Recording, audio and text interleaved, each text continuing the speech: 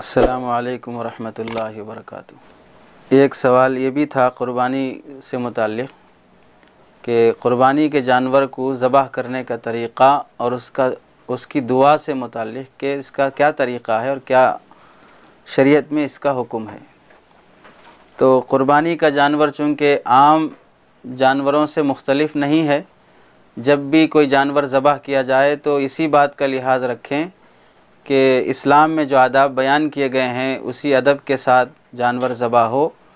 अलबत्ता क़ुरबानी के जानवर के ज़बह में थोड़ा सा इजाफ़ा किया गया है तरीक़े के सिलसिले में भी और दुआ के सिलसिले में कि जब जानवर ज़बह किया जाए तो आम तरीक़े पर यही होना चाहिए कि जानवर को बाएं पहलू पर जुनूब की तरफ उसका सर रहे, इस तरीक़े से लिटाया जाए। बाएं पहलू पर जुनूब की सिमत में जानवर का सर रहे, इस तरीक़े पर लिटाएं और उसका चेहरा क़िबले की तरफ हो, थोड़ा बहुत जानवर का चेहरा और उसका मुंह क़िबले की तरफ रहे। और फिर काटने वाला भी तकरीबन क़िबले ही की तरफ मुंह करेगा। जब जानवर का मुंह क़िबले की तरफ होगा और सर उसका जुनूब की तरफ में रहेगा तो काटने वाला भी क़िबला रू हो जाएगा, इस तरह ज़बह करने की सूरत में। और जब चाकू रखने से पहले इस बात का लिहाज रखे कि हाथ पैर वग़ैरह जो जानवर के हैं वो सलीक़े से बांध दिए गए हों।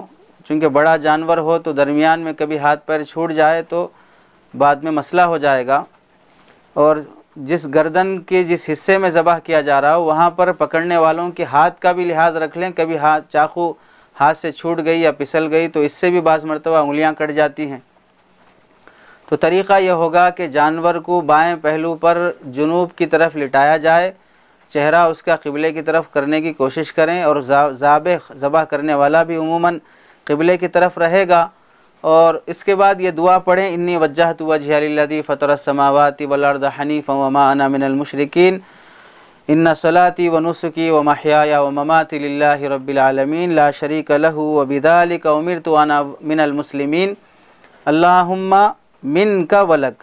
ये पढ़ने के बाद फिर बिस्मिल्लाह अल्लाहु अकबर कहें, उसके बाद ज़बह करें। ज़बह करने के बाद फिर ये दुआ पढ़ी जाएगी, अल्लाहुम्मा तक़ब्बलहु मिन्नी कमा तक़ब्बलत मिन हबीबिका व मुहम्मद व खलीलिका इब्राहीम अलैहिस्सलाम। उसके बाद जिसकी तरफ से क़ुरबानी की जा रही है यानी अपनी तरफ से की जा रही है तो अल्लाहुम्मा तक़ब्बलहु मिन्नी कहेंगे, और दूसरों की तरफ से कही जा रही है तो अल्लाहुम्मा तक़ब्बल मिन्हु कहकर उसका नाम ले लें जिसकी तरफ से की जा रही है और क़ुरबानी हो जाएगी। अगर ये सारी बातें किसी को नहीं याद हों, यानी इन्नी वज्जहतु भी याद नहीं है और अल्लाहुम्मा तक़ब्बलहु मिन्नी भी याद नहीं है, तो महज़ बिस्मिल्लाह अल्लाहु अकबर कह के ज़बह कर देने से भी क़ुरबानी हो जाती है। जिसकी तरफ से ज़बह की जा रही है उसकी नीयत कर लें, काफ़ी हो जाएगा। नाम ज़बान पे लेना ज़रूरी नहीं है। इस तरीक़े से ज़बह का तरीक़ा किताबों में लिखा गया है।